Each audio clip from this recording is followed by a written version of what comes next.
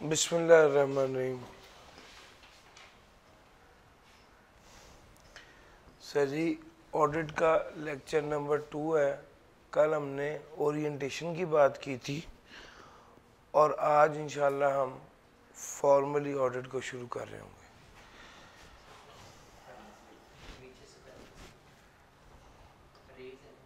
जी, chapter number 1 है concept and need of audit. Sir ji, इसको शुरू करते हैं और डेफिनेशन से भी पहले नीड की बात कर लेते हैं। नीड से मुराद है कि ऑडिट की ज़रूरत क्या पेश आई। सर जी, जो इससे पहले हुआ उसको जाने दें, अब बात ध्यान से सुनिएगा, आप लोग भी बैठ जाएं।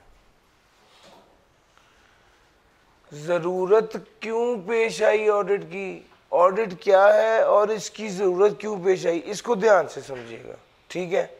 ये अब समझने वाली बातें हैं। असल बात यह है कि कंपनी का मालिक होता है शेयर होल्डर, यस और नो। कंपनी का मालिक है शेयर होल्डर। कंपनी के मालिक ने कंपनी को चलाने का इख्तियार डायरेक्टर को दिया हुआ है। कंपनी के मालिक ने कंपनी को चलाने का इख्तियार किसको दे दिया है? डायरेक्टर्स को दे दिया। डायरेक्टर्स वो लोग हैं जो कंपनी को चलाने का इख्तियार रखते हैं। समझ लें, वो गाड़ी का ड्राइवर है। गाड़ी के मालिक ने गाड़ी को चलाने का इख्तियार किसको दे दिया है? ड्राइवर को दे दिया। गाड़ी का ड्राइवर गाड़ी को चलाने का इख्तियार रखता है, वो भी किसकी मर्जी से? गाड़ी के मालिक की मर्जी से, यस और नो। बिल्कुल इसी तरह डायरेक्टर्स जो हैं उन पर शेयर होल्डर ने जिम्मेदारी डाली है और एतमाद किया है कि आप हमारे इदारे को चलाएं। ये डायरेक्टर्स कंपनी को चलाते हैं। वो कंपनी जो इस डायरेक्टर की अपनी नहीं है बल्कि किसकी है? शेयर होल्डर की है। यार मेरे साथ रहना भाई, शेयर होल्डर की है। वो कंपनी जो शेयर होल्डर की है उसको चलाने का इख्तियार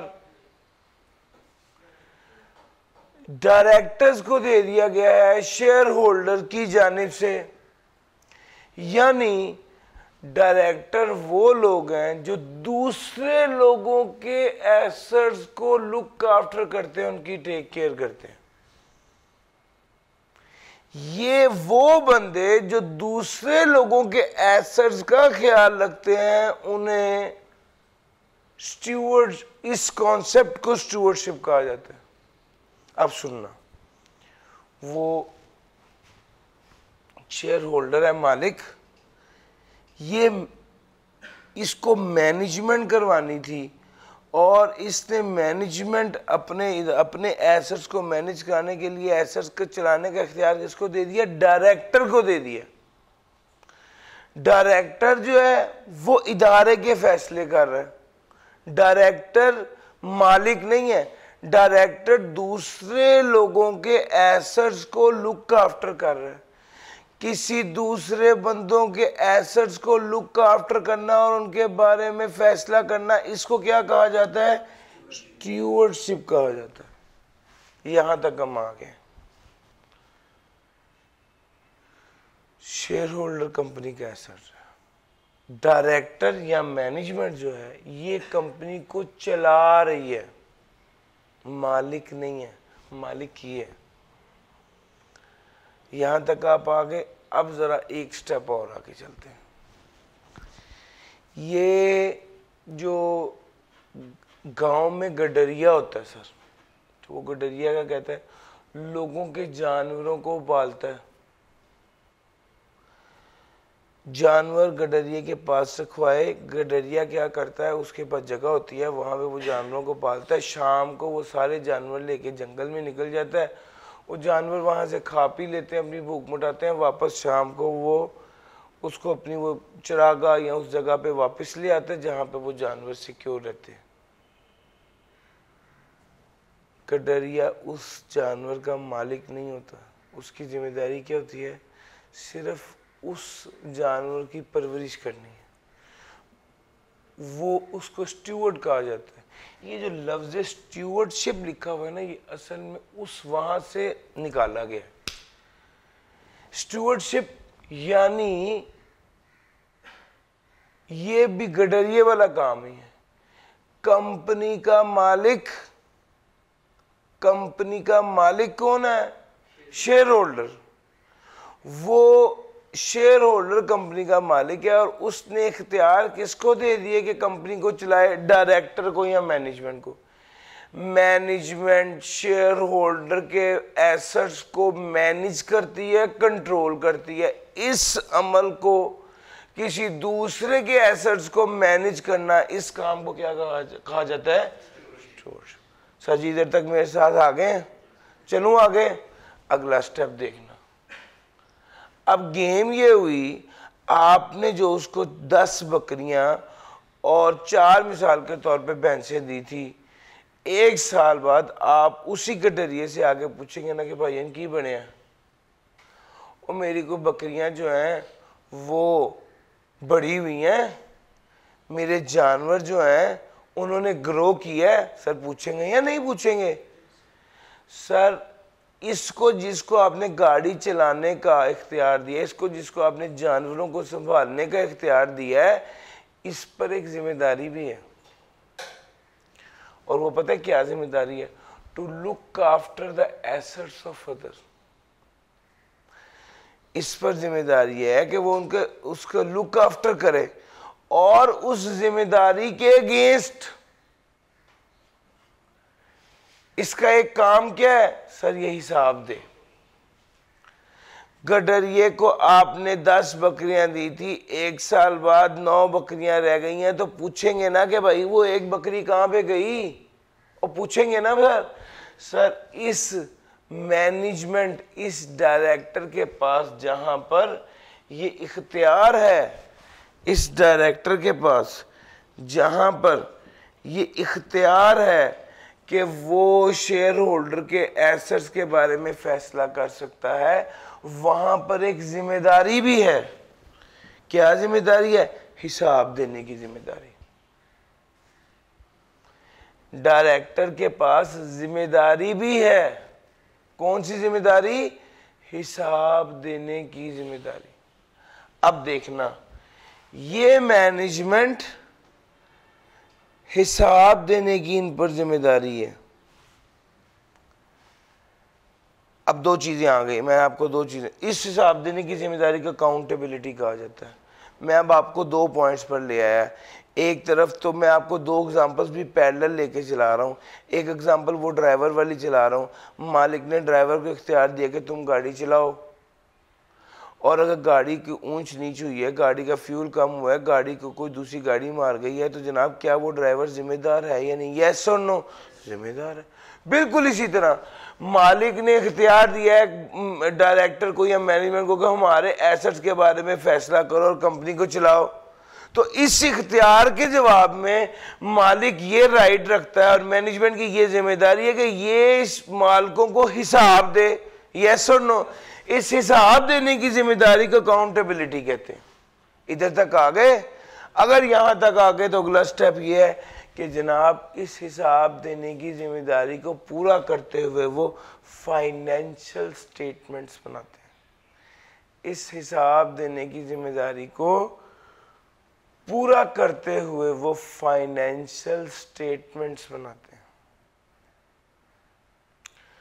फाइनेंशियल स्टेटमेंट्स। डायरेक्टर की, मैनेजमेंट की जिम्मेदारी थी कि वो मालिकों को हिसाब दे। उस हिसाब देने की जिम्मेदारी के तहत उसने क्या किया? फाइनेंशियल स्टेटमेंट्स बनाए। अब सर फाइनेंशियल स्टेटमेंट्स कौन सी होती हैं, ज़रा इसके बारे में कुछ बात कर लेते हैं। सर जी कौन सी फाइनेंशियल स्टेटमेंट्स होती हैं? Sir financial statements, balance sheet, profit and loss, statement of financial position लिख लूं? ये हाईलाइटर है मेरा ख्याल है, इसको पेन कर लेते हैं। सर जी आ जाइए। स्टेटमेंट ऑफ फाइनेंशियल पोजीशन, दूसरे नंबर पे सर जी इनकम स्टेटमेंट लिख दूं? यार ये पेन नहीं है, एक काम करते हैं, इसको इरेज कर देते हैं।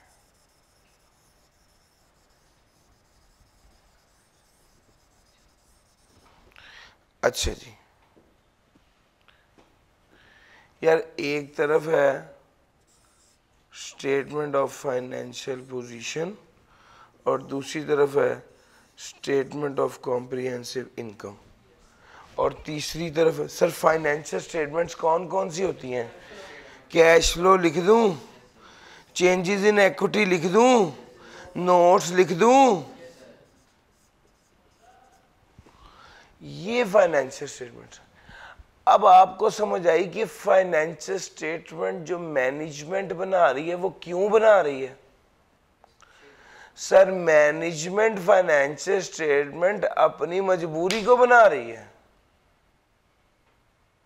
क्योंकि मैनेजमेंट ने मालिकों को हिसाब देना है कि साल में कितने पैसे कमाए, एसेट्स पिछले साल 10 करोड़ के थे, अब कितने करोड़ के हो गए हैं, बढ़े हैं या कम हुए हैं, पैसे कितने कमाए, कमाई में इजाफा हुआ है या कमी हुई है? सर ये सारा हिसाब, सर ये सारा हिसाब देना पड़ेगा। किसको देना पड़ेगा? ये सारा हिसाब मैनेजमेंट, ये सारा हिसाब मैनेजमेंट को देना पड़ेगा। किसको? Share holder. मालिक कौन है? Share holder. सर जी बात समझ में आ रही? हम अब तक सिर्फ ये गिनती के 2 कॉन्सेप्ट पढ़ पाए। मैं एक बार क्विकली ये कॉन्सेप्ट आपको दोहरा के आगे चल रहा हूँ। सर कंपनी का मालिक होता है शेयर होल्डर, दोनों ध्यान से, कंपनी का मालिक होता है शेयर होल्डर। शेयर होल्डर चूंकि कंपनी का मालिक है, ओनर है, इसने कंपनी को चलाने का इख्तियार मैनेजमेंट को दे दिया। मैनेजमेंट जो कंपनी को चला रही है वो कंपनी जिसकी मालिक मैनेजमेंट नहीं है बल्कि शेयर होल्डर है, दूसरे लोगों के एसेट्स को चला रही है, दूसरे लोगों के एसेट्स को लुक आफ्टर कर रही है। इस काम को कहा जाता है स्टूवर्डशिप। अब जब मैनेजमेंट दूसरे लोगों के एसेट्स को ऑपरेट करती है, चलाती है, उसके बारे में फैसला करती है, तो अगला स्टेप आ जाता है, और वो ये कि जब मैनेजमेंट दूसरे लोगों के एसेट्स को चला रही है तो मैनेजमेंट पर हिसाब देने की जिम्मेदारी भी है, और वो हिसाब देने की जिम्मेदारी को पूरा करते हुए मैनेजमेंट क्या करती है? Financial statements. यहाँ पर 2 बातें अगले लेवल की हैं, वो समझाने लगा, प्रैक्टिकल थोड़ी सी। यानी मेरे पास नेस्ले के शेयर्स थे 500, मैंने अखबार पढ़ा, नेस्ले की मैनेजमेंट ने 2 अरब रुपए का प्लांट पाकिस्तान में इंपोर्ट किया। मैं नेस्ले के दफ्तर चला गया, मैंने नेस्ले वालों को कहा कि मैं शेयर होल्डर हूँ, कंपनी का मालिक कौन है? मैं हूँ। तो बड़े छोटे से किसी से पूछना था या नहीं, वहाँ से मशीन इंपोर्ट कर लिया 2 अरब रुपए की। तो जनाब इसका जवाब ये है कि भाई आपने, वो कहेंगे इस इदारे को चलाने का इख्तियार आप दे चुके हैं, जो आपने शेयर होल्डिंग डीड साइन की है, शेयर्स लिए हैं, उसमें बड़ा क्लियरली लिखा हुआ है कि आप इस इदारे को चलाने का इख्तियार मैनेजमेंट को, डायरेक्टर को दे रहे हैं। तो ये वाला पॉइंट कि अगर आप कल को स्टॉक मार्केट से किसी कंपनी के शेयर खरीद लें तो जनाब वो कंपनी 2 अरब रुपए की है, आपने 300 रुपए के शेयर खरीदे तो आप जनाब मालिक बन के वहाँ पे फिरने लग गए। ऐसा नहीं होगा कि आप कंपनी को चलाने का इख्तियार मैनेजमेंट को दे चुके होते हैं। एक बात। दूसरी बात, मैनेजमेंट फाइनेंशियल स्टेटमेंट्स बनाती है, मैनेजमेंट फाइनेंशियल स्टेटमेंट्स बनाती है क्योंकि उनकी जिम्मेदारी होती है हिसाब देने की। जब भी या हम घर से सौदा लेने निकलते तो हमारे अब्बू कहते बेटा इधर आ, 2000 ले गए सी, बकाया हिसाब दे, ऐसे होता है या नहीं होता? ऐसे कैसे हो सकता है कि हमने अरबों रुपए की एसेट चलाने का इख्तियार जिस बंदे को दिया है उससे हिसाब ना लें? सर उससे तो हिसाब लेंगे। अब यहाँ पे एक मसला बन जाता है। वो मसला ये बनता है, मिसाल के तौर पे आप सब लोग बैठे हुए हैं और आप सब लोगों ने 1,000 रुपये डाल के एक छोटा सा, मिसाल के तौर पे वो करना है, एक डिनर करना है, 1,000 रुपये आप सबने डाले हैं, तो क्या आप उसके बाद कैलकुलेट करेंगे ना कि भाई हमने 1,000 रुपया दिया था, 800 रुपये पर हेड डिनर था, पकाया 200 का क्या हिसाब है? अच्छा, अगर आपने एक बंदे को अपॉइंट किया हुआ है जो सारा मैनेज कर रहा है, वो पूरा कर देगा, इतना तो सब में आर्ट है कि यार हमने पूरा कैसे करना है। हम कैसे एक डायरेक्टर से पूछेंगे, मैनेजमेंट से पूछेंगे कि हम इस कंपनी के शेयर खरीदें, तो वो कहेगा इसकी फाइनेंशियल स्टेटमेंट देखो, फाइनेंशियल स्टेटमेंट बेहतरीन है, ये शेयर लाजमी खरीदो। जबकि अंदर की बात यह है कि शायद जो बंदा खुद कंपनी चला रहा है वही फाइनेंशियल स्टेटमेंट बनाएगा, तो वो काबिल एतमाद नहीं होंगी। सर जो बंदा खुद कंपनी चला रहा है और उसी से ही पूछेंगे कि ये उसी की बनाई हुई फाइनेंशियल स्टेटमेंट देखेंगे, तो वो फाइनेंशियल स्टेटमेंट काबिल एतमाद नहीं होगी। सर ये बड़ा की पॉइंट है। ऑडिटर की जरूरत असल में यहां पर पैदा हुई थी। नीड फॉर एन ऑडिट पढ़ रहे हैं ना, तो नीड पैदा हुई कि मालिकों ने हिसाब लेना था मैनेजमेंट से, मैनेजमेंट ने फाइनेंशियल स्टेटमेंट बनाई, मालिकों ने कहा जाहिर बात है तुम तो यही कहोगे कि सब कुछ बहुत अच्छा है। यार डायरेक्टर तो यही कहेंगे ना कि कंपनी अल्हम्दुलिल्लाह बड़े प्रॉफिट्स कमा रही है। अब यहां पर वो कहता है कि भाई हम डायरेक्टर की बताई हुई बात पर एतमाद नहीं करते। अब हमें एक एक्सपर्ट चाहिए, वो एक्सपर्ट जो फाइनेंशियल स्टेटमेंट को बनाना भी जानता हो और फाइनेंशियल स्टेटमेंट को चेक करना भी जानता हो। वो एक्सपर्ट जो फाइनेंशियल स्टेटमेंट को बनाना भी जानता हो और फाइनेंशियल स्टेटमेंट को चेक करना भी जानता हो, उस एक्सपर्ट का नाम ऑडिटर है। सर उस एक्सपर्ट का नाम ऑडिटर। ऑडिटर सर जी मैं काफी लंबी तमहीद बांधता आ रहा हूं, सिर्फ इसलिए कि एक आज का दिन जो है ना वो बुनियाद है, आपको ये समझ आना चाहिए ये ऑडिटर पैदा क्यों हुआ। इसका सवाल का जवाब ये है, ऑडिटर इसलिए पैदा हुआ कि शेयर होल्डर मैनेजमेंट की बनाई हुई फाइनेंशियल स्टेटमेंट पर एतमाद नहीं करते। वो कहते हैं कि यार हमें एक ईमानदार इंडिपेंडेंट बंदा मिले जो कि एक्सपर्ट हो फाइनेंशियल स्टेटमेंट बनाने का भी, फाइनेंशियल स्टेटमेंट चेक करने का भी।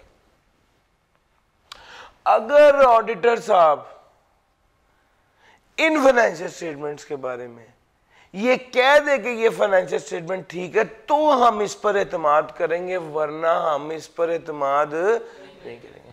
क्योंकि डायरेक्टर तो यही कहेगा अल्लाह का शुक्र है, और पैसे पाओ और इन्वेस्टमेंट करो, सब कुछ बहुत अच्छा है। सर ऐसा ही है ना। ऑडिटर फिर कौन हुआ? ऑडिटर वो बंदा हुआ जो चेक करता है कि क्या ये फाइनेंशियल स्टेटमेंट ठीक से बनी हुई है या नहीं बनी हुई। अच्छा, वो ना सिर्फ चेक करता है बल्कि चेक करने के बाद इस पर रिपोर्ट देता है, और उस रिपोर्ट में उसने यही बात कहनी होती है, क्या ये financial statement true and fair view दे रही है या नहीं दे रही। अब कुछ बातें मैं आपको एक बिल्कुल सादा सी मिसाल देकर आगे बढ़ जाऊंगा। सर हायर वालों से एसी खरीदे, हायर वालों से एसी इंस्टॉल करवा लिए, हायर वालों से पूछा कि एसी ठीक कूलिंग कर रहे हैं, तो हायर वाले क्या कहेंगे? जाहिर गल है वो तो फौरन ये कहेंगे बेहतरीन सर, बहुत अच्छी कूलिंग कर रहे हैं। जबकि उनकी बात पर एतमाद नहीं कर सकते, चूंकि एसी उन्हीं से खरीदे और इंस्टॉल भी उन्होंने किए हैं। हम क्या करेंगे, हम मार्केट से एक इंडिपेंडेंट एक्सपर्ट को बुलाएंगे जो एसी का एक्सपर्ट है, और उसे कहेंगे यार आप चेक करके बताओ कि कूलिंग ठीक हो रही है या नहीं।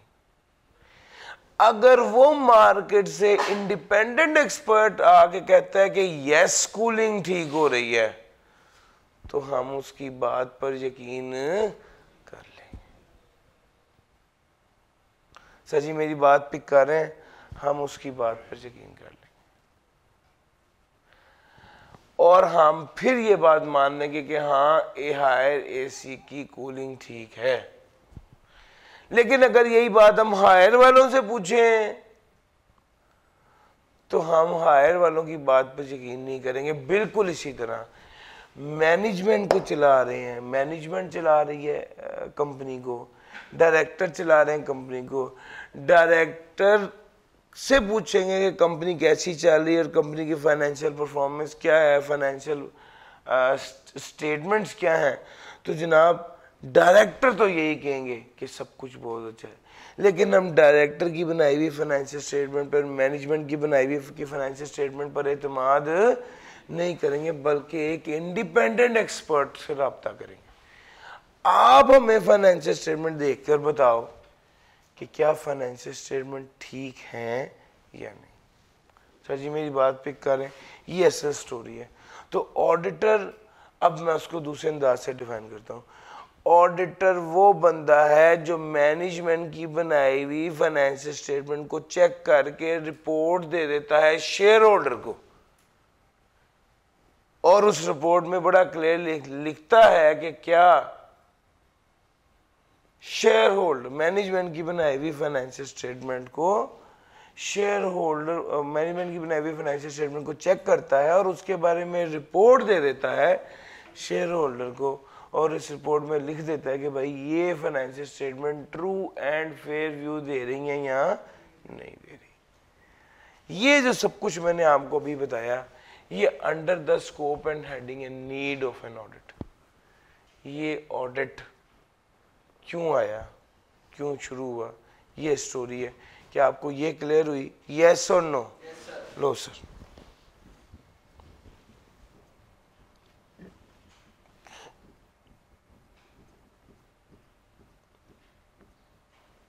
एक बार एक काम करते हैं हम,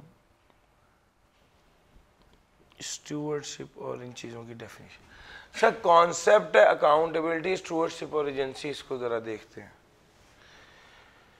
what is stewardship? The director have a stewardship role. They are caretaker of the assets of the shareholder के assets को look after कर रहे हैं। यही बता रहा था sir. They look after the assets of the company and manage them on behalf of shareholders. Agency, sir agent, sir directors agent होते हैं शेयर होल्डर के। सर डायरेक्टर जो है वो शेयर होल्डर के बिहाफ पे कंपनी चला रहे होते हैं ना sir. Relation between the share holder and board of director is an application of the principle of agency. Share holder और बोर्ड ऑफ डायरेक्टर ये जो है ये आपस में एजेंट। सर आपको एक बात बताऊं, आपकी किताब में नहीं लिखी हुई, सर जो ऑडिटर होता है वो किसका एजेंट होता है? शेयर होल्डर का। ऑडिटर को कौन अपॉइंट करता है? शेयर होल्डर अपॉइंट करता है। ऑडिटर शेयर होल्डर का एजेंट होता है। ठीक हो गया। और आपको तो पता है शेयर होल्डर होने का मतलब है, शेयर होल्डर होने का मतलब है look after the assets of others, look to the best interest of the principal, to act in the best interest of the principal। ये हमने बिलों में भी यही लफ्ज पढ़े थे sir. Legal duty to act in the best interest of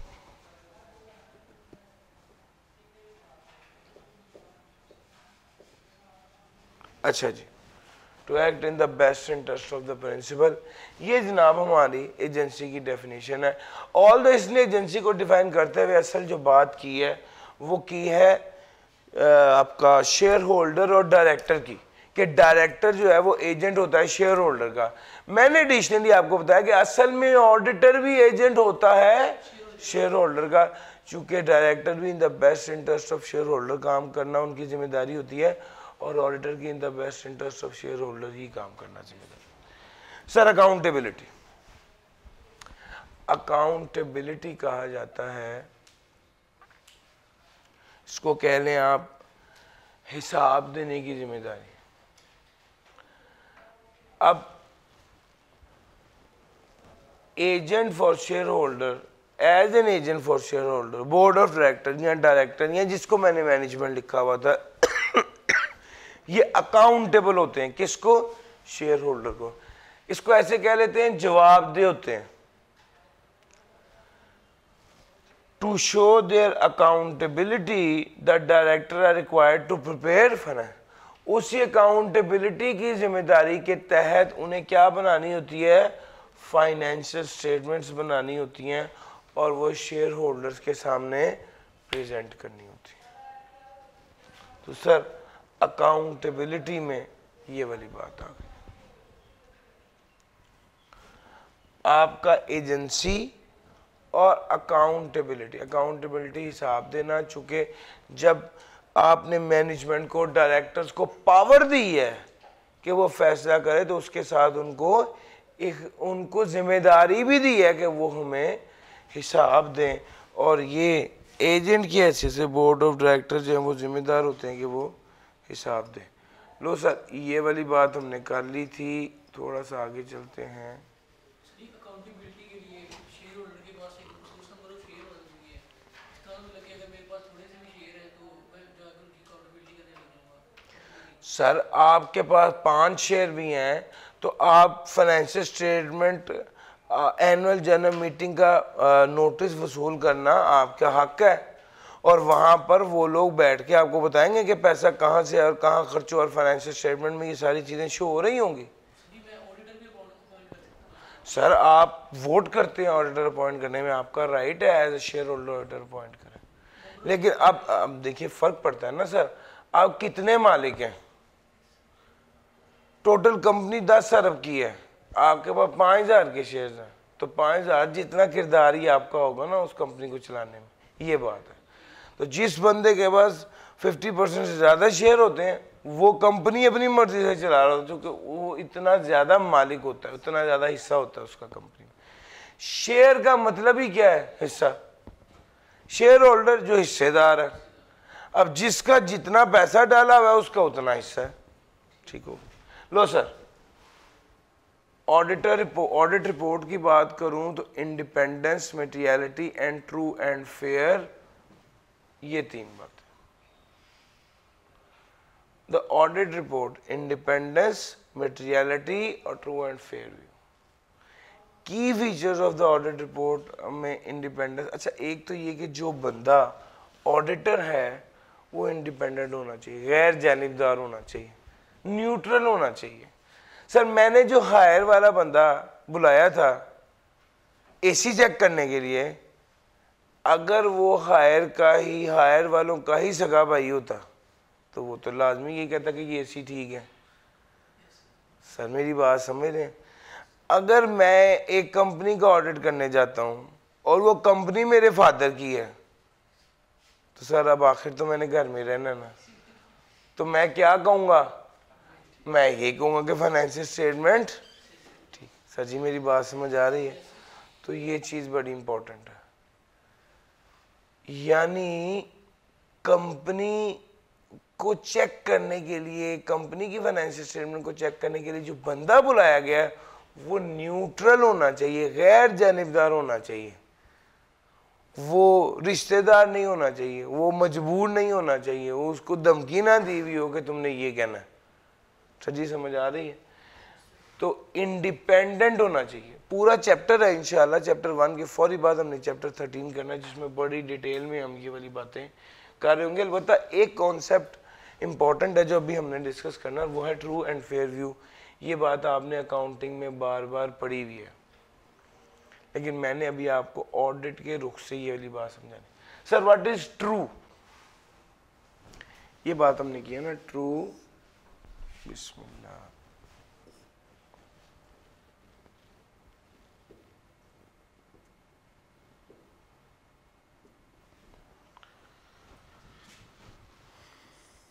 what is true and fair view. जी इसका क्या मतलब? ट्रू का मतलब होता है ठीक, फेयर का मतलब होता है प्रेजेंट ठीक से हुआ हो। ये दो अलग-अलग बातें हैं। एग्जाम्पल देता हूं,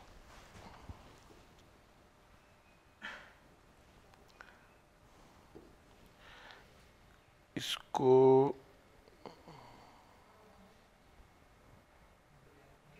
नहीं, असल में ग्रीन का मसला नहीं आ रहा, मैं जो चीज़ प्लान कर रहा हूँ ना वो ये कि ये जो इसकी जो मोटाई है ना ये थोड़ी कम हो जाए।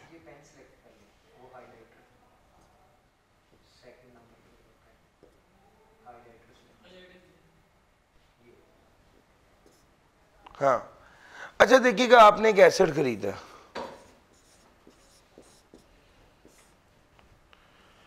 ₹100 का, इसकी यूजफुल लाइफ है 10 साल। 1 साल के बाद आफ्टर 1 ईयर इसकी WDV क्या होगी? 90। ये जो फिगर आपने बोली है ना 90, इसका मतलब है ये ट्रू है। जिस बंदे ने लिखा 90 इसका मतलब है ये करेक्ट है, फिगर करेक्ट है। अच्छा एक बंदा इसी 90 की फिगर को करंट एसेट में लिख देता है, नहीं 90 है, अमाउंट तो ठीक है। ट्रू का मतलब है फ्री फ्रॉम एरर, फेयरनेस का मतलब है प्रेजेंट प्रॉपर्ली किया गया या नहीं किया गया। सर इसको नॉन करंट में लिखना ठीक है, इसको करंट में लिखा तो इसका मतलब है फेयर अमाउंट का ठीक होना, इसको कहते हैं ट्रू। प्रॉपरली प्रेजेंटेड होना, इसको कहते हैं फेयर। तो जब हम बात करते हैं ट्रू एंड फेयर व्यू, तो उसमें अमाउंट के ठीक होने की बात भी हो रही होती है और फेयरनेस की बात भी हो रही होती है। सर जी बात समझ में आ रही? ये मेन पॉइंट है। तो ट्रू एंड फेयर व्यू में ये दो बातें होंगी सर, यहाँ ये वाली बात मैं पहले पढ़ाऊंगा। True means free from error and fair means that there is no undue bias in the financial statement or the way in which they have been presented. Free from error और दूसरा fair का मतलब है undue bias नहीं होना चाहिए in the financial statement or the way in which they have been presented. तो जब ये अच्छा, अब ट्रू का मतलब अलहदा पता चल गया, सही, फ्री फ्रॉम एरर। फेयर का मतलब अलहदा से पता चल गया, प्रेजेंटेशन ठीक। लेकिन जब ये एज ए फ्रेज इस्तेमाल होता है, मुहावरे के तौर पे इस्तेमाल होता है, ट्रू एंड फेयर व्यू, तो इसका मतलब कुछ और होता है। जब ऑडिटर इसको फ्रेज के तौर पे इस्तेमाल करता है तो ऑडिटर कहता है ट्रू एंड फेयर व्यू का मतलब है कि ये वाली फाइनेंशियल स्टेटमेंट इतनी ठीक है कि इस पर एतमाद किया जा सकता है। The phrase true and fair view and present fairly indicate that a judgement दी जा रही है, is being given that the financial statement can be relied, इस पर एतमाद किया जा सकता है, and have been properly presented in accordance with the appropriate AFRF। Sir ji बात समझ में आ रही है? वो कहता है जब भी बात की जाएगी ट्रू एंड फेयर व्यू की, ट्रू का मतलब तो होता है फ्री फ्रॉम एरर, फेयर का मतलब होता है प्रेजेंट ठीक से हुआ है। लेकिन जब इकट्ठा लफ्ज बोला जाता है और जब ऑडिटर कहता है कि this financial statement give true and fair view, तो असल में उसके कहने का मकसद होता है कि मैं एक जजमेंट दे रहा हूं कि इस फाइनेंशियल स्टेटमेंट पर एतमाद किया जा सकता है। इस फाइनेंशियल स्टेटमेंट पर एतमाद किया जा सकता है। This financial statement can be relied upon, can be काबिल एतमाद है मेरी जजमेंट के मुताबिक। ऑडिटर कह रहा है मेरी जजमेंट के मुताबिक ये वाली फाइनेंशियल स्टेटमेंट काबिल एतमाद है। सर जी बात पिक कर गए। लो मैंने आपको ट्रू एंड फेयर व्यू जी AFRF की बात अभी करनी है। दो ही बातें रही, एक मटेरियलिटी आपसे डिस्कस कर लूँ, फिर उसके बाद ऑडिट की डेफिनेशन और फिर AFRS दोनों बतानी, ये दोनों बातें बतानी है। एप्लीकेबल फाइनेंशियल रिपोर्टिंग फ्रेमवर्क होता है वैसे इसका मतलब आप इसको वक्ती तौर पे IFRS समझें, IFRS स्टैंडर्ड्स। लो जनाब मटेरियलिटी की बात कर लेते हैं। एक कॉन्सेप्ट मटेरियलिटी का रह गया, वो बस सारी बात जब हो जाएगी उसके बाद आपका डेफिनेशन पढ़ाऊंगा तो इंशाल्लाह वो क्रिस्टल क्लियर होगी। लो व्हाट इज मटेरियलिटी? यार इसको ऐसे बताते हैं कि एक बंदे की जेब में 10 लाख है, उसका 100 का नोट गुम गया, कितनी देर उसको ढूंढेगा? वो बस एक बार ऐसे सर से जा देख के कहेगा खत्म। और एक बंदे की जेब में 300 था, उसका भी 100 का नोट गुम गया, वो शायद वो सारी रात ही ढूंढता रहे। सर वो है 100 का नोट ही, लेकिन जिसके पास कुल 300 था उसके लिए बड़ा सिग्निफिकेंट था। उसकी तो टोटल वेल्थ का 33% था और जिसके पास 10 लाख था उसके लिए वो 100 का नोट सिग्निफिकेंट नहीं था। सर जी मेरी बात समझ आ रही है? अच्छा मटेरियलिटी का कॉन्सेप्ट क्या है? असल में जो ऑडिटर है ना, ये नुमाइंदा या एजेंट है शेयर होल्डर का। ये तो बात हम कर चुके हैं, ऑडिटर शेयर होल्डर का नुमाइंदा है। अब होता ये है कि चूंकि ऑडिटर शेयर होल्डर का नुमाइंदा है तो शेयर होल्डर के पॉइंट ऑफ व्यू से वो ऑडिटर शेयर होल्डर के नुक्ता नज़र से उसके एंगल से चीज़ों को देख रहा होता है कि शेयर होल्डर के लिए कौन सी चीज़ अहम है और कौन सी चीज़ अहम नहीं है। सर ये जो मैं आपको अभी मटेरियलिटी पढ़ा रहा हूँ ये ऑडिट के पॉइंट ऑफ व्यू से पढ़ा रहा हूँ। आपने FR1 में और इंट्रो में मटेरियलिटी की डेफिनेशन पढ़ी हुई है और मुझे याद है कि वो डेफिनेशन बिल्कुल सिंपल होती थी। Information is material if its omission और misstatement could influence the economic decision of user. हर वो इंफॉर्मेशन मटेरियल है कि जिसकी तब्दीली की वजह से या ना होने की वजह से user of the financial statement की डिसीजन तब्दील हो जाए, ये चीज मटेरियल है। मटेरियल का मतलब है सिग्निफिकेंट होना, इतना सिग्निफिकेंट कि user of the financial statement को देखने वाले की डिसीजन तब्दील हो जाए। अब जरा देखिएगा, हम आपको ये बता रहे हैं कि मटेरियलिटी सिग्निफिकेंस को कहते हैं। ऑडिटर के लिए कौन सी चीज मटेरियल है? वो कहते हैं ऑडिटर के लिए हर वो चीज मटेरियल है जो शेयर होल्डर के लिए मटेरियल है। ऑडिटर तो शेयर होल्डर के लिए काम कर रहा है ना, एजेंट है शेयर होल्डर का। तो ऑडिटर के लिए हर वो चीज मटेरियल है जो शेयर होल्डर के लिए मटेरियल है। अच्छा ऑडिटर के लिए हर वो चीज अहम है जो शेयर होल्डर के लिए अहम है, क्योंकि ऑडिटर काम ही किसके लिए कर रहा है? शेयर होल्डर के लिए। अब ये बुनियादी कॉन्सेप्ट है। अगर ऑडिटर ये समझता है कि कंपनी के पास 100 करोड़ रुपए हैं और अगर 500 रुपए का कहीं डिफरेंस आ गया है तो वो उससे इग्नोर कर देता है। इमैटेरियल क्या है? मैं आपको एक मिसाल देता हूं। आप आए SBI का ऑडिट करने, SBI के सारे एसेट्स आपने देखे, SBI के एसेट्स आपने देखे और आपने कहा कि जनाब SBI के 3 करोड़ रुपए के एसेट्स हैं। आप ऑडिट कर रहे थे, आपने कहा ये स्टेपलर कितना पुराना है, उसने कहा सर ये 1 साल पुराना स्टेपलर है, और कितना चल जाएगा, उसने कहा सर 4 साल और भी चल जाएगा। आपने कहा मैं ऑडिटर हूँ, फाइनेंशियल स्टेटमेंट में नॉन करंट एसेट्स में दिखाओ मुझे ये स्टेपलर कहाँ पे है। बात मेरी लॉजिकली अंडरस्टैंड करना। सर जी हर वो रिसोर्स जिसको आपने ओन किया हुआ है और उसकी यूजफुल लाइफ 1 साल से ज्यादा है उसे नॉन करंट एसेट कहते हैं बाय डेफिनेशन, यस और नो। वो स्टेपलर जिसने 5 साल इस्तेमाल होना है, 1 साल हुआ इस्तेमाल हो रहा है, अगले 4 साल भी इस्तेमाल होना है, ये नॉन करंट एसेट होना चाहिए, यस और नो। लेकिन जब आपने फाइनेंशियल स्टेटमेंट्स को देखा और नॉन करंट एसेट को देखा, बड़े बड़े एसेट्स आ रहे थे, एसी आ रहे थे, जनरेटर आ रहे थे और एसेट्स आ रहे थे। आपने कहा भाई मुझे ये स्टेपलर दिखाओ,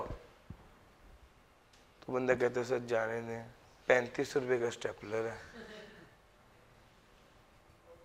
क्या इस स्टेपलर की वजह से user of the financial statement का डिसीजन इन्फ्लुएंस हो रहा है? नहीं हो रहा। इसको कहते हैं कि ये स्टेपलर इमैटेरियल है, उसने स्टेशनरी एक्सपेंस में इसको लिख के माइनस कर दिया हुआ है, प्रॉफिट एंड लॉस को चार्ज कर दिया हुआ है, इसको कैपिटलाइज ही नहीं किया हुआ। क्यों? हालांकि एज पर द वो कहते हैं ना डेफिनेशन, वो कहते हैं कटर डेफिनेशन के मुताबिक, कहते हैं ना कटर है, कटर डेफिनेशन के मुताबिक ये एसेट के तौर पे रिकॉर्ड भी होना चाहिए और उसकी डेप्रिसिएशन भी चार्ज होनी चाहिए। मगर ये बड़ी ही इनसिग्निफिकेंट चीज है और इमैटेरियल चीज है user of the financial statements के लिए। जब वो user of the financial statements या ओनर के लिए इमैटेरियल है, तो ऑडिटर भी उसको इमैटेरियल कंसीडर करता है और अपनी टेस्टिंग और अपनी चेकिंग का ज्यादा फोकस मटेरियल चीजों पर रखता है। सर जी मेरा पॉइंट पिक कर गए। मटेरियलिटी असल में वो चीज है जिस अभी तक हमने जितना डिस्कस किया कि जो वैल्यू जिसकी हाई हो तो वो चीज मटेरियल होती है, जिसकी वजह से user of the financial statement का डिसीजन इन्फ्लुएंस हो। एक पहलू इसका है कि वैल्यू हायर हो, एक और पहलू भी है सर 45 पर नहीं हमारी क्लास 45 पे खत्म होगी, अभी है टाइम। एक पहलू है कि क्या हायर हो, एक पहलू है कि वैल्यू हायर हो, क्वांटिटेटिव मटेरियलिटी इसको कहते हैं, क्वांटिटेटिव। भाई महंगा इतना है वो बहुत सिग्निफिकेंट है। दूसरा पहलू है क्वालिटेटिव। सर यहां पर एक एम्प्लॉई है, देखा गया है जाता जाता वो अपनी बैग में ये लाइट डाल के ले गया, कहने को शायद कंपनी के एसेट्स के मुकाबले में ये लाइट इमैटेरियल होगी, मगर क्या ये वाली बात कि वो चोरी करके लेके जा रहा है मटेरियल है या इमैटेरियल है? सर अमाउंट मटेरियल नहीं है लेकिन नेचर मटेरियल है। सर अमाउंट मटेरियल नहीं है लेकिन नेचर मटेरियल है। अगर फ्रॉड हो रहा है तो ये फ्रॉड बाय नेचर मटेरियल है। आपने मेरा पॉइंट पिक किया है। यानी एक मटेरियलिटी में दो चीजें हैं, बल्कि मुझे याद है कि कुछ अर्सा पहले एक स्टूडेंट मुझे मिला, उसने मुझे ये बात पूछी कि सर हमें इंटरव्यू में पार्टनर ने पूछा है कि ऑडिट की मटेरियलिटी में और अकाउंटिंग की मटेरियलिटी में क्या फ़र्क होता है। तो वहाँ पे उन्होंने कहा कि जी ऑडिट की मटेरियलिटी जो अकाउंटिंग की मटेरियलिटी है वो क्वांटिटेटिव होती है, लेकिन ऑडिट की मटेरियलिटी में क्वांटिटेटिव फैक्टर भी देखा जाता है और क्वालिटेटिव फैक्टर भी देखा जाता है। सर एक इदारे के शेयर्स हैं आपके पास और वो इदारा अगले 3 माह में बंद होने वाला है। फाइनेंशियल स्टेटमेंट बिल्कुल ठीक है, लेकिन क्या 3 माह में बंद होने वाला है, क्या ये इंफॉर्मेशन आपके लिए मटेरियल है या नहीं है? मटेरियल है। गर्चे अमाउंट का मसला नहीं है, लेकिन ये बात मटेरियल है। सर इसको कहते हैं going concern. Going concern quantitatively नहीं लेकिन क्वालिटेटिवली मटेरियल है। यानी क्वांटिटेटिवली नहीं बल्कि क्वालिटेटिवली जब हम मटेरियलिटी की बात करते हैं, मैंने अब आपको अपना टॉपिक कवर किया। अब मैं आपसे कहूँगा मटेरियलिटी क्या है, तो सर 3 बातें 4 बातें आपने जेहन में रखनी है। बात नंबर 1, हर वो चीज़ मटेरियल है जो user of the financial statement, हर वो चीज़ मटेरियल है जो user of the financial statement के डिसीजन को इन्फ्लुएंस करती है। बात नंबर 2, ऑडिटर ऑडिट करता है मटेरियलिटी की बेस पर, यानी वो अपना यानी जो चीज़ मटेरियल होगी मालिकों के लिए उस पर वो ज़्यादा फोकस करेगा। मटेरियलिटी कैसे बनती, कैसे पता चलता है कोई चीज़ मटेरियल है? 2 चीज़ों से, एक क्वांटिटेटिवली मटेरियल हो तो मटेरियल होती है, एक क्वालिटेटिवली मटेरियल हो तो मटेरियल होती है। ऑडिटर सारी ट्रांजैक्शंस चेक करने की बजाय ज़्यादा फोकस उन ट्रांजैक्शंस की तरफ करता है जो कि मटेरियल होती हैं, सिग्निफिकेंट होती हैं। 4 बुलेट थे, चारों बातें आपके साथ बड़ी डिटेल में डिस्कस कर ली। अलबत्ता नेचर के अंदर हमने फ्रॉड लिखा हुआ है, एक गोइंग कंसर्न भी है। सर 15 है अभी क्लास खत्म होने में, 8:30 शुरू होनी है और 8:45 खत्म होनी जी। नहीं 9:45 है यार वही। सर जी कल से ना इंशाल्लाह 8:45 से शुरू होकर 9:45 खत्म होगी, ठीक है? जो ऊपर वाले टाइम है वो हम इस तरह यूटिलाइज कर लेंगे। 8:45 शुरू होगी, 9:45 खत्म होगी। डन। लो सर मटेरियलिटी की बात भी हो गई, आगे चलते हैं। सर मैंने आपको ये सारी बातें बता दी, अब आगे चलना है।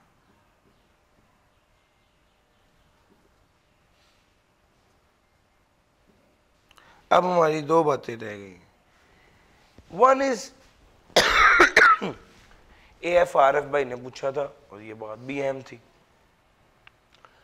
What is AFRF? Applicable financial reporting framework. ये क्या है? सर हमने आज तक जितनी भी रिपोर्टिंग पढ़ी है ना, अकाउंटिंग पढ़ी, ये सेट ऑफ रूल्स है और वो फाइनेंशियल रिपोर्टिंग फ्रेमवर्क के तहत होते हैं। सर आप मुझे एक बात बताएं, आपको कैसे पता चला कि जी अगर कोई एसेट हो जिसकी 1 साल से ज़्यादा यूजफुल है वो तो उसको डेप्रिसिएशन चार्ज करते हैं? पढ़ा है ना आपने हमेशा, ये स्टैंडर्ड है। कौन सा स्टैंडर्ड है? IAS 16 है। आपको कैसे पता चला inventory should be valued at lower of cost और NRV? IAS 2 सर स्टैंडर्ड है। ये एक सेट ऑफ स्टैंडर्ड्स हैं जिसको यहाँ पर फॉलो किया जाता है और उसको कहते हैं IFRS। ये एक सेट ऑफ स्टैंडर्ड है, एप्लीकेबल फाइनेंशियल रिपोर्टिंग फ्रेमवर्क।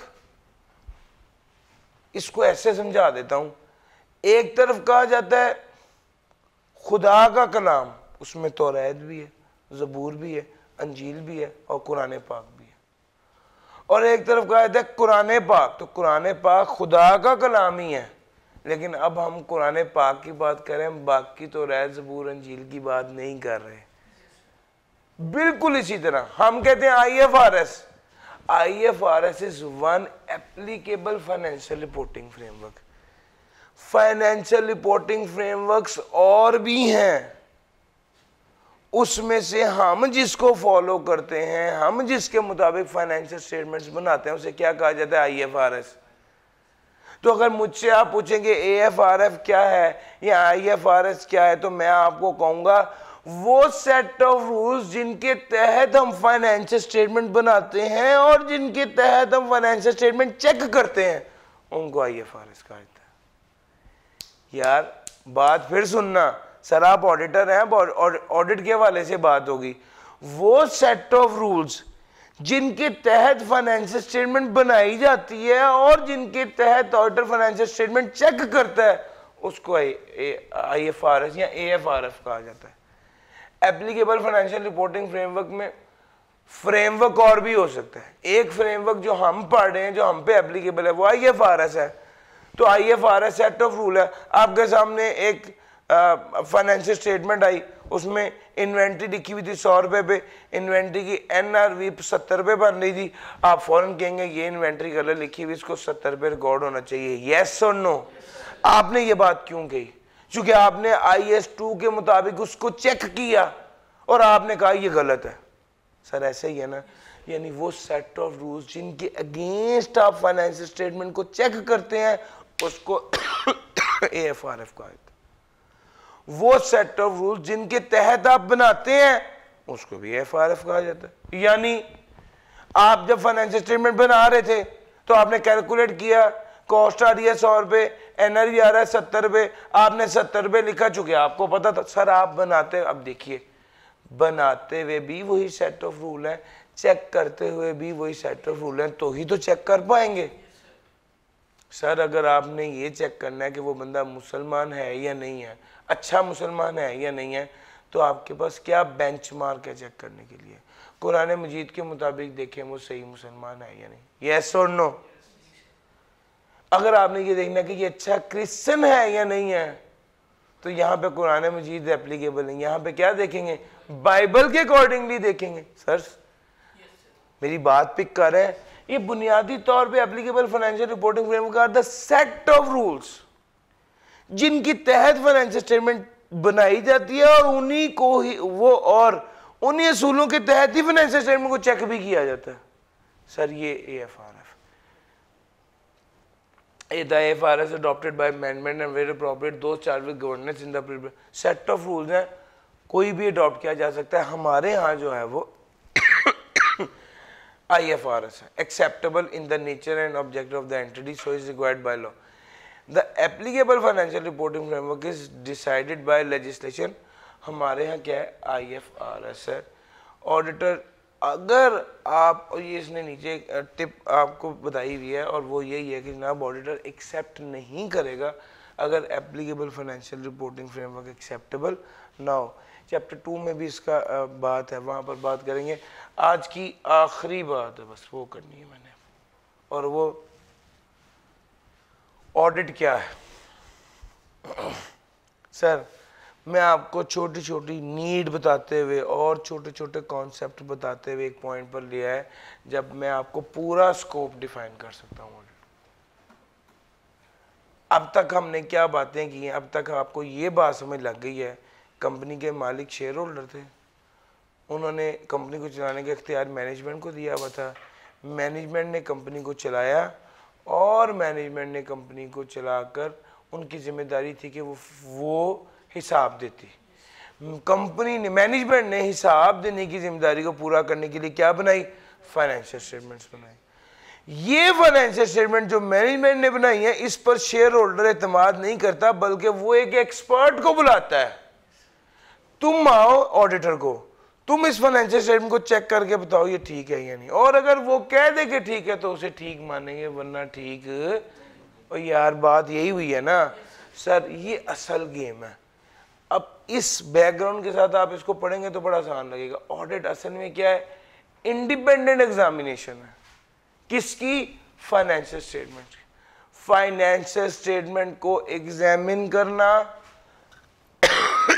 कितना? इतना कि ऑडिटर इस काबिल हो जाए कि ओपिनियन दे सके कि financial statement true and fair view दे रही है या नहीं दे रही। ये डेफिनेशन।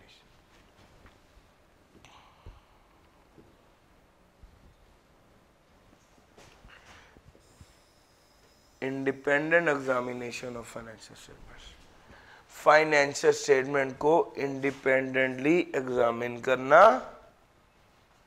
कितना एग्जामिन करना?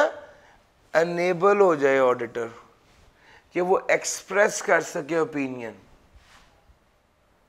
Weather the financial statement gives true and, क्या financial statement true and fair view दे रही है या नहीं दे रही।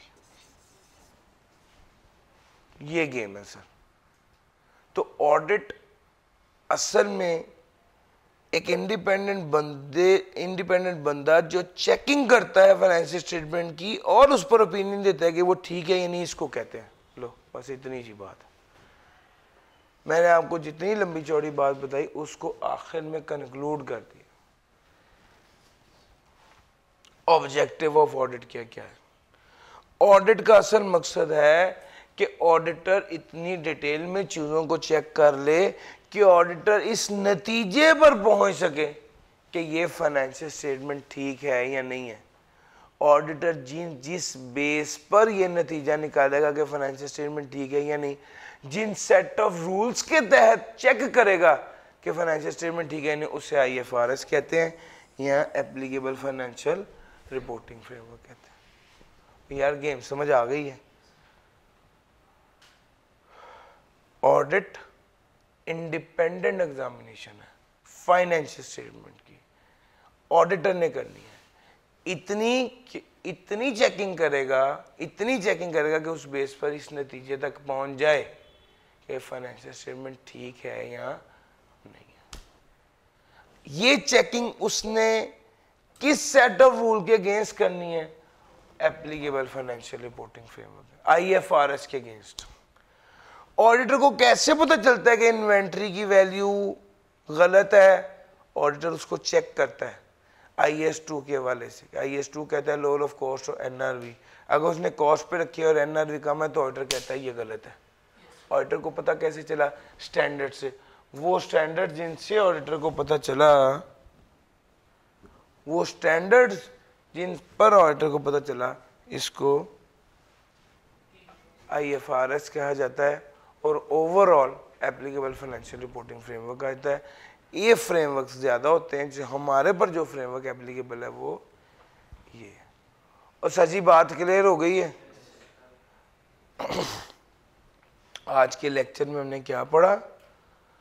सबसे पहली बात, नीड क्या थी, ऑडिट क्यों शुरू हुआ।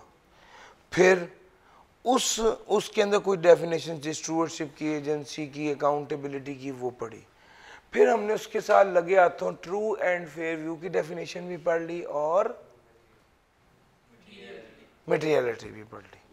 फिर उसके बाद हम इधर आए थे और हमने एप्लीकेबल फाइनेंशियल रिपोर्टिंग फ्रेमवर्क भी पढ़ लिया और ऑडिट की डेफिनेशन भी पढ़ ली। डन हो गया सर? यार समझ भी आया या नहीं?